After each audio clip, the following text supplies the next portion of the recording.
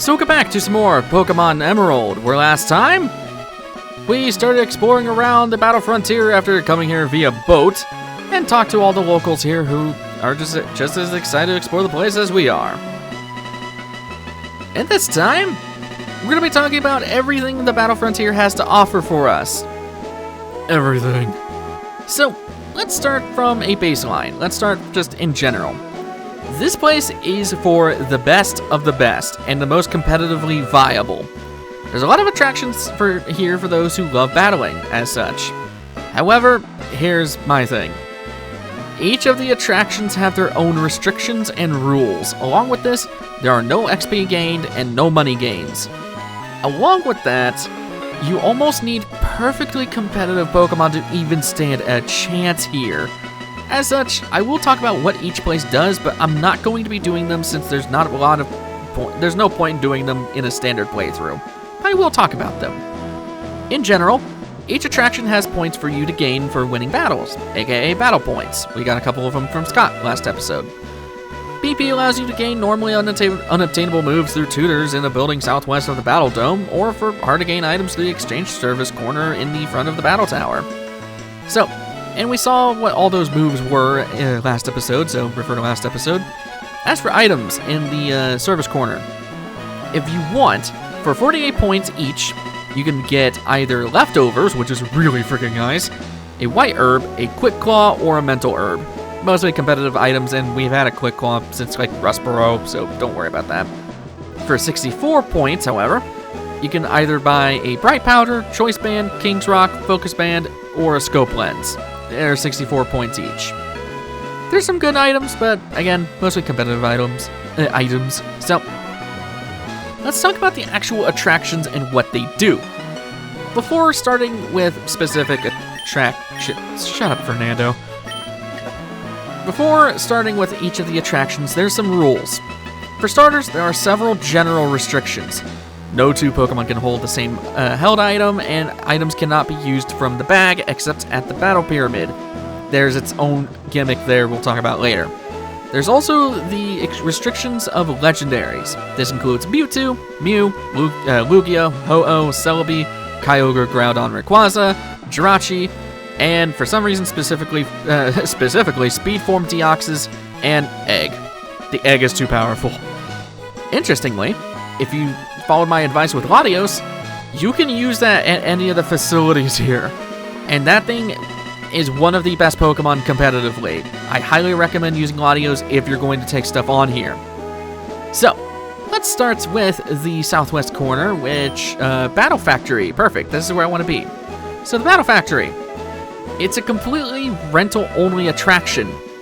You choose from a pool of Pokemon to rent, and you get to learn some info about the upcoming opponent. Based on the knowledge, you can swap out your current rental with a rental from the previous opponent.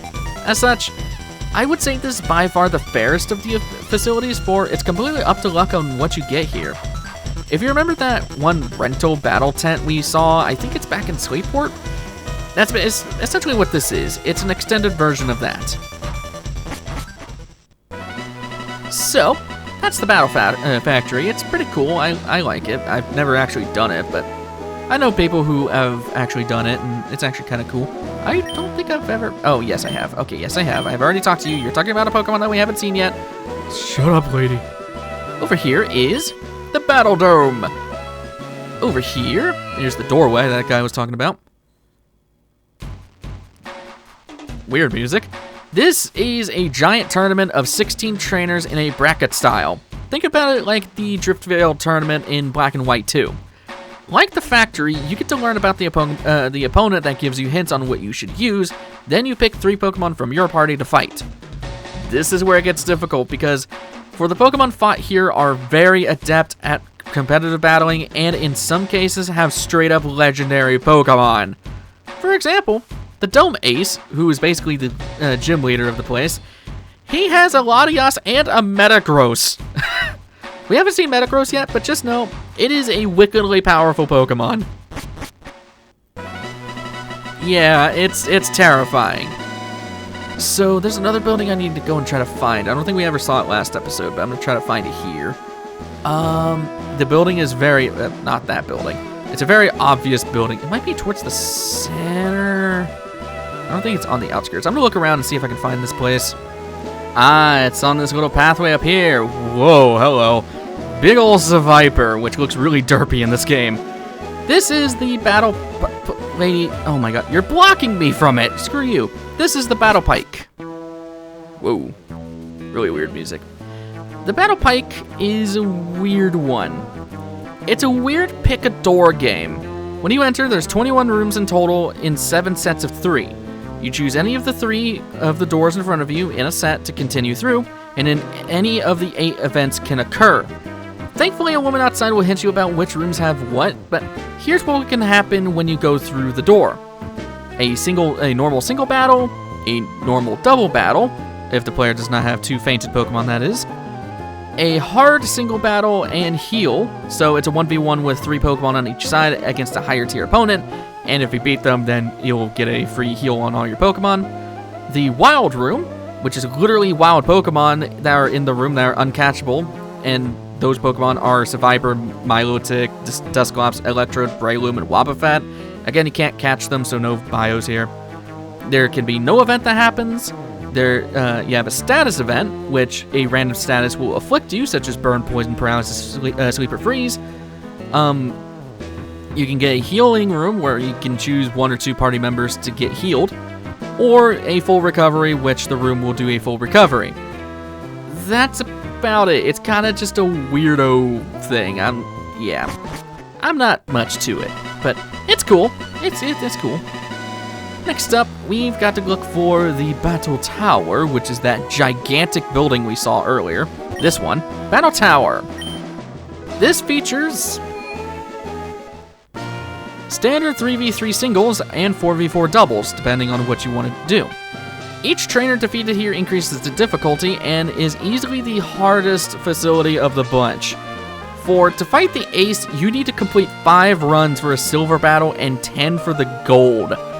Each ace has a different battle you can do. A silver battle is the easier of the 2, and then there's the gold fight. Along with that, the ace here has ridiculously powerful Pokemon. For example, the gold fight here, this guy will have a Raikou, a Latios, and a Snorlax. What the hell? It's more of your standard deal. It's more of a standard 3v3 single battle or 4v4 double battle. It's kind of cool. Over to that's northeast. Northeast. I'm stupid. I wanted to go southeast of the Battle Tower, which is right over here, I think. Again, this place is so huge. It's probably the biggest area in the entire game. We have ourselves the Battle Arena, which is really coolly designed. I like this a lot. So, here, it's similar to the battle tent in Fall Arbor Town. Instead of a simple KO, you're graded by the moves you choose and if there's a KO. Obviously, the winner goes to the person who does all the KOs, but if you do not KO the opponent in a certain amount of turns, you'll be graded on offensiveness, accuracy, and total amount of HP. Whoever gets the most points wins. Can be interesting if you want to have a different take on the BP system. So, heading further southeast, I believe it is this. This looks like a palace. It looks like something from freaking Aladdin. This is the Battle Palace. If I can walk into the door. Really cool music.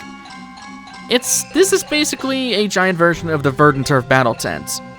You cannot give commands to your Pokemon, and they will choose moves based on their nature and current HP stat. Completely up to luck if you can get through these fights. I'm not much of a fan. And yes, I know there's one area that you guys are probably screaming at me to go and look at because it's like the biggest elephant in the room. That's the Battle Pyramid. This place is interesting. So, it's a tower of even dark floors that are only lightened by defeating opponents. Think like Brawly's Gym. Interestingly, you cannot bring items in, but items you find inside said Battle Pyramid you can use. If you're victorious, you can even carry the items outside with you. Also, you are limited to 10 types of items. You can also run into uncatchable wild Pokemon in here, depending on the floors that you ventured. Thankfully, there's a Hex Maniac next to the PC, which is right over here, who will tell you what is coming up. Each floor also corresponds to certain themes, such as statuses or abilities. That's about it. It's kind of like the Trainer Hill, but extended. For a side thing here, the ace here is ridiculous as well. The silver fight has him with each of the Reggies, which I don't even know how the hell he has those. The kicker, though, is the gold fight, because that fight, he will have each of the legendary Kanto birds, Articuno, Zapdos, and Moltres. Seriously, who the hell is that guy? So, there are some attractions for them. Screw you, Trent. You're not as cool as the Trent in Power Rangers. Anyways, there are some attractions for the casuals out there, including myself. If we go southeast of the battle, of the Battle Palace, so I gotta go down here. That's all the attractions, though. That's all I can really talk about here. It's cool if you like competitive battling and all that, but personally, to me, I'm not much of a competitive person. I don't like stuff like that, at least not in Pokemon games. Pokemon games. For casuals, though, you have this thing. I recommend you save if you're trying to catch this. I'm going to do so myself. For those who've played Gen 2, you know what to do about this thing.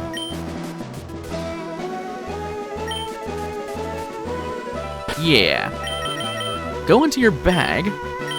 Whalmer Pail.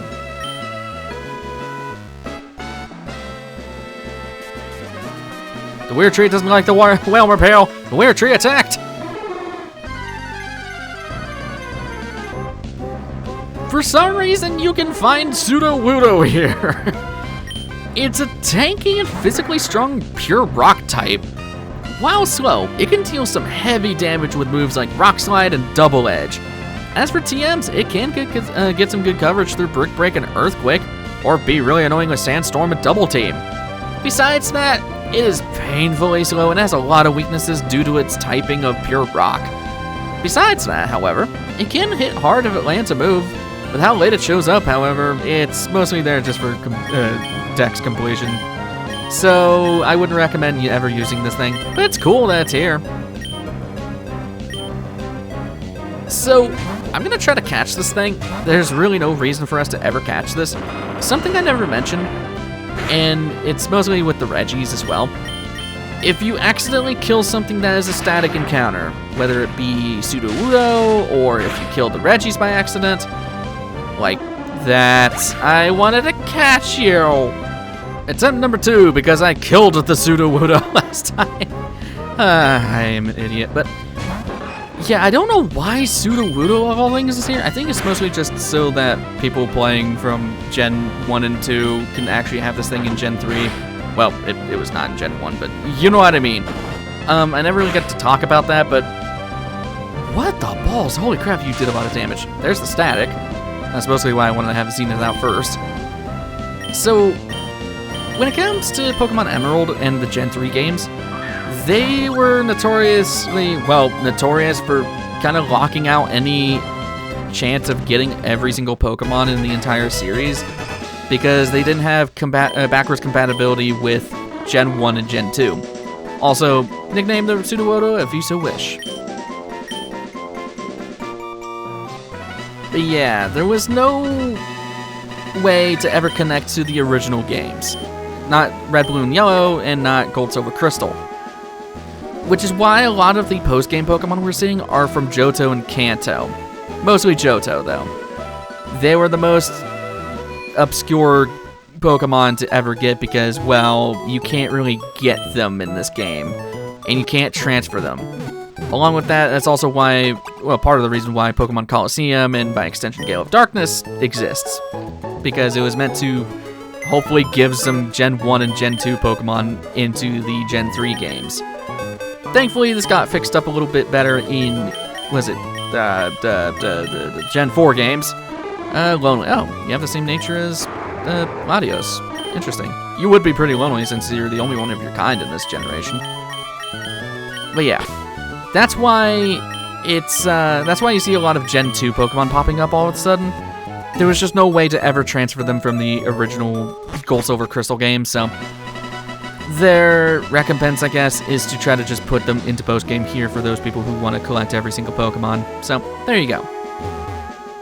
big thing I want to go and do. I'm gonna go over here. Move out of the way, lady. Thank you. I want to go over to the right. There's more than meets the eye with just this place, and now that we took down that Sudowoodo, we have this place accessible to us. In which case, I definitely want to max repel. I don't think there's Pokemon out in the water, but I'm not gonna take my chance. We can head on over, and I believe go down the waterfall. We can actually surf around this place. And if we continue to follow this route, eventually, I said eventually, man, this place is freaking huge. Why is there so much open land here? Well, see that cave we saw over in yonder? This is Artisan Cave. Such a weird place. There's no items in here, and there's only one Pokemon that exists, and that is Smeargle. This thing is really weird. It's a pure normal type that technically can learn anything in the entire series. Its whole gimmick is using the move of Sketch, which copies the last move the opponent used and permanently keeps it on the Smeargle. Since it learns this move every 10 levels, you can deck yourself out with anything in the game as long as the opponent uses the move and Smeargle survives. This isn't limited either. This thing can steal exclusive legendary moves like Luster Purge. Through this, it becomes a really funny competitive weirdo that can basically do anything. However, its stats are garbage at best, and yeah, good luck trying to raise this thing. Plus, slacking exists, it's a normal type, you get the gist. So we continue through Artisan Cave. Yeah, oh, there's one item, a Carbos. Yeah, I guess, sure. And right outside here is where it poops you out of, yeah. So, one last thing I want to go and do, at least show on screen. I want to go find the Pokemon Center again. Where is the Pokemon? Is it over here? Yes, okay. Back here. I think this guy. For 70 years, I've raised Pokemon. I am the man they revere as the legendary top Pokemon breeder. If you ever become as seasoned as me, you'll see the abilities of Pokemon at a glance. You're a trainer. Doesn't it interest you to know your Pokemon's abilities? Here, let's have a look at your Pokemon. This guy is really good for you competitive nerds out there. This one overall I would describe as having better than average ability. Incidentally, the best aspect of it, I would say, it's its attack. That stat is outstanding. That's how I call it. This guy will tell you the sum of the 6 IVs of your Pokemon, then tell you which stat is the highest. So average and high attack stat. I don't remember who I just did that on. Oh yeah, it was okay, so that makes sense. Nebula, having better than average, best is attack. I'm getting a lot of high IV attack stat Pokemon. Better than average, best aspect is HP. Okay, that means the highest IV stat that Dusclops has is HP. That's nice, since it doesn't have a lot of HP to work with. Better than average would be a special defense. Flawless, that thing of... Okay, I think that means that Nova has a perfect IV in special defense. Weird. I guess we won't know what Soul is, because I'm not going to switch out Soul for that. The last thing I want to go and talk about before we end things off is getting all gold in facilities and the reward that you get from it. If you somehow, through the sheer luck and pure skill, if you get gold in all the facilities, the only reward you get is some rewards from Scott and an upgraded trainer card. As such, as casual player does not need to worry about this place unless if you really care about items or PP. Speaking of the trainer card, that's the Frontier Pass. Oh, that changes the pass. Oh, that's cool. I didn't know it did that. Okay, go into this. Our trainer card is now, whatever this color is. I think it's like supposed to be gray or green. Basically, you have 1 star. There's a ton of stars you can get. I think it's like 5 stars, and each time it will upgrade your trainer card to be a different color. One of those stars is from, well, beating the champion and becoming the Hoenn champion. Another one of those is from beating all of the aces with gold star, or was it the gold fights at all of the frontier areas. There's some other requirements that you'll probably never do. One of them is getting 100% completion in the Pokedex and stuff like that. So, needless to say, I'm not doing that. That's it of this place. That's all I ever want to go and talk about for this. I want to head over to... I guess we'll head to Fort Tree to end things off. We haven't been there in a while. With all that said and done, I'm going to end things off right here. So, next time on Pokemon Emerald, we've got a couple of last things to do in the mainland before we start ending the series off. I will see you guys in the next one. Take care.